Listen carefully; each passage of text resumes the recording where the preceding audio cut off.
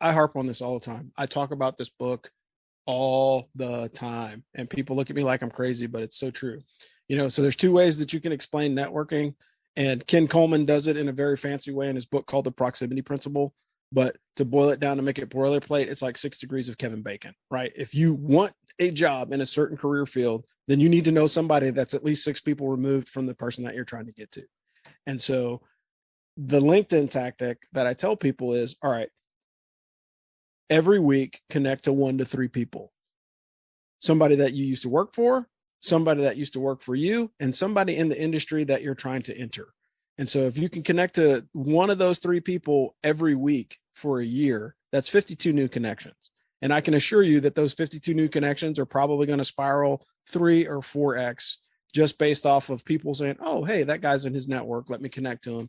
Hey, let me get to know you.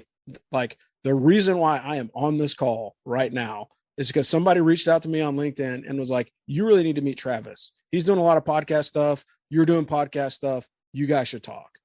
And here we are, 6 months later, talking about how we got to this point.